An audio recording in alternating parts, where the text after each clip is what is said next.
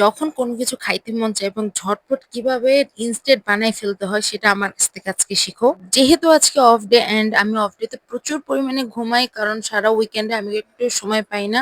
So that's why আমি সারাটা দিন আমি পড়ে ঘুমাই। এখন বেজে গেছে প্রায় 6:45টার মতো। ঘুম থেকে উঠছি কেমন মনমরা লাগতেছে, বাইরে প্রচুর বৃষ্টি হইতেছে।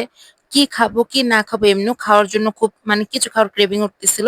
দেন আমি অনলাইনে ঢুকে দেখি যে সিঙ্গারা বানাইতেছে। এন্ড আমি মুক্তা তো এটা বানায় খাবোই। সো আলসেমি সব বের হয়ে গেছে, দৌড়ে গেছি রান্নাঘরে বৃষ্টির মধ্যে আমাদের পাশের রুমে। তো যাওয়ার পরে আমি একদম ডিরেক্ট আলো ছোলা শুরু করে দিছি। ভাই সিঙ্গারা কিভাবে বানায় প্রসেস তোমরা জানোই। তো ওই যে আছে না যে ওপেন মাইন্ডে থাকতে চাই, যে না ওপেন মাইন্ডে থাকি, তোমাদের সাথে একটু শেয়ার করি এই আর কি। তো আলুগুলোকে আমি কাটতেছিলাম, আমি এমনিও কাজ কামে প্রচুর ফাস্ট, আমি প্রচুর ফাস্ট ফাস্ট করতেছি বিকজ রাত হয়ে গেলে আম্মু বকা দিবে। তো আলুগুলোকে এভাবে কাটছি, একদম ছোট ছোট কিউব করে কেটে নিছি। অ্যান্ড কেটে এখন আমি এখানে একটু পেঁয়াজ এড করব। বাই দ্য ওয়ে গাইস, সিঙ্গারার পুরে নাকি পেঁয়াজ দেয় না, বাট আমি বুঝলাম না পেঁয়াজ ছাড়া কিভাবে বানায়। আমি কয়েকটা ভিডিও দেখছি ওখানে পেঁয়াজ দেন, আমার আম্মুও বললো যে পেঁয়াজ দিস না, বাট আমি তো পেঁয়াজ দিব। ওই পেঁয়াজগুলোকে কাটতেছি। ভাই আমার কিন্তু পেঁয়াজ এভাবে কাটতে বেশ মজা লাগে, একদম ঝিরি ঝিরি করে কাটবো, একদম তুলোর মতো মিলা যাবে। আমার মানে কাটাকাটি করতে বেশ ভালো লাগে, রান্না বান্না বলো যাই বলো, কাটাকাটি করবো রান্না বান্না করবো খুব মজার সাথে। আমি লাইক এটাকে খুব সুন্দরভাবে এনজয় করি। পেঁয়াজগুলোকে দেখো কত ফাস্টলি কাটতেছি, এন্ড আমার এইভাবে কাটাকাটি করতে বেশ মজা লাগে। সো এনিওয়েজ পেঁয়াজগুলো কাটা একদম শেষ। এখন আমি দেখো কিভাবে মোলায় যেতেছে। আজকে আমি পাঁচফোড়নটা ইউজ করতেছি পিওরের। সো লাকড়ি চুলায় ধরাই দিছি বিকজ সিলিন্ডারে আমি বানাবো না, এন্ড আনফরচুনেটলি গ্যাসটাও শেষ হয়ে গেছে, মাই ব্যাড লাক। তো আমি গরম তেলে তেজপাতা এবং পাঁচফোড়ন দিয়ে এখন আমি পেঁয়াজটা দিয়ে দিব। দিয়ে এখন এটাকে ভাজবো। বেশি একটা ভাজবো না বিকজ আম্মু বলছে যে বেশি পেঁয়াজ ভাজতে না, পেঁয়াজটা নাকি একটু নরম নরম হলে ভালো হয়। এন্ড আমি আদা রসুন দিতে ভুলে গেছি, দেন আবার আসছি, আবার নিয়ে গেছি ফ্রিজ থেকে, দিয়ে এখন এটাকে ভাজবো। তো যাই দেখি যে আম্মু অলরেডি বসে পড়ছে চুলায়। তো আলুগুলোকে দিয়ে দিছি। এখন এর মধ্যে লবণ দিয়ে দেবো আর হলুদ দিয়ে দেবো। ভাই ঘরের ভিতর যাই ছিল অল্প কিছু ইনগ্রেডিয়েন্টস দিয়ে আমি এটাকে মেক করে ফেলবো বিকজ আমার এত মানে আহামরি এত কিছু দেওয়া লাগবে না। আমার এমন মেহমান টেহমান কেউ আসতেছে না। এন্ড আমি মনে করি অল্প কিছু মশলাপাতি দিয়ে করলে বেশি মজা লাগে। সো এটাকে এখন কষানোর পর আমি একটু পানি দিছি যাতে এটা সিদ্ধ হয়ে যায়, এন্ড এটাকে আমি ঢেকে দিছি। তো ঢেকে দেওয়ার পরে এটা একদম প্রায় সিদ্ধ হয়ে গেছে, বেশিক্ষণ লাগে না এই সিদ্ধ হতে। তো এটা সিদ্ধ হওয়ার পর আম্মু একটু থেতো থেতো করে দিচ্ছিল, একটু আঠালো আঠালো যেতে হয়। এন্ড নামানোর আগ দিয়ে একটু জিরা গুঁড়াটা দিছি, এটা অপশনাল, চাইলে অ্যাড করতে পারো, চাইলে নাও করতে পারো। এন্ড আমার এটা ফাইনালি ডান, আমার আলুর পুরটা রেডি, মানে সিঙ্গারার পুরটা রেডি। এখন আমি এটা একদম একটু দেখাই দিই তোমাদের কিভাবে ধোয়া উঠতেছে, ভাই কি মজা যে হয়েছিল।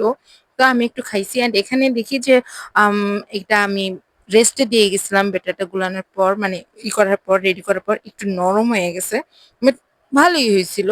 যেহেতু আমি এই সিঙ্গারা বানানো বলো স্ন্যাক্স বানানো বলো যে কোনো কিছুই আমার বানাইতে অনেক ভালো লাগে।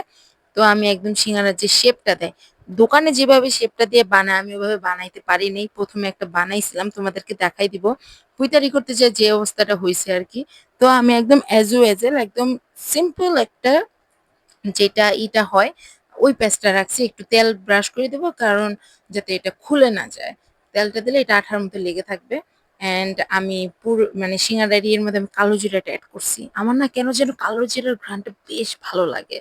এনিওয়েজ, এন্ড দেখো আমি অনেকগুলা বানিয়ে ফেলছি, তোমাকে যে বলছিলাম যে দোকানের মতো বানাইতে যে আমি একটু পুজারি করতে যে বাজে বানাই ফেলছি, দেখো মনে হইতেছে একটা পেঙ্গুইন বানাই রাখছি।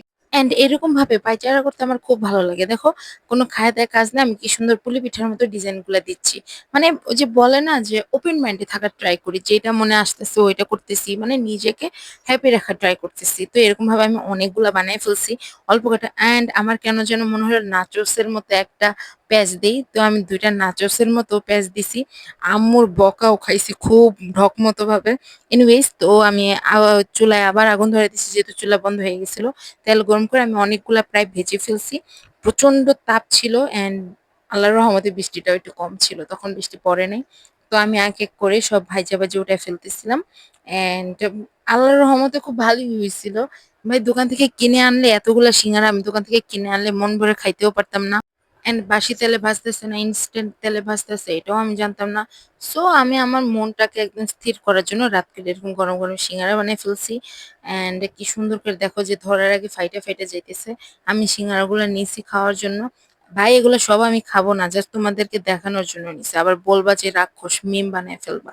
এনিওয়েজ, সো আমি এখন এটাকে টেস্ট করব।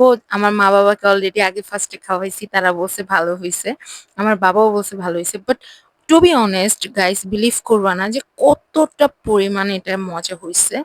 এন্ড ভিতরে পুরোটা অনেক সফট ফ্লপি ভাবে কাজ করতেছে, পাঁচফোড়নের স্ট্রং একটা ফ্লেভার। ও মাইক লাগতেছিল আমার কাছে। আমি জাস্ট জাস্ট আমার এক্সপ্রেশনটা দেখো, এক্সপ্রেশনটা দেখলে বুঝতে পারবা। সো এত কষ্ট করে বানানোর পর একটা মানুষ আমার বদনাম করছে, সেটা হচ্ছে আমার ভাই। আমার ভাই সবসময় আমার সাথে এরকম করে পিছে লেগে থাকে। বাট ভাই আমার কাছে তো ভালোই লাগতেছে, আমি একদম মজা করে খাইতেছি গরম গরম সিঙ্গারা। একদম বাইরে বৃষ্টি পড়তেছে ঝপঝপ ঝপঝপ করে। Just wow! এতটুকুই ছিল। ওকে, শেষ। বাই।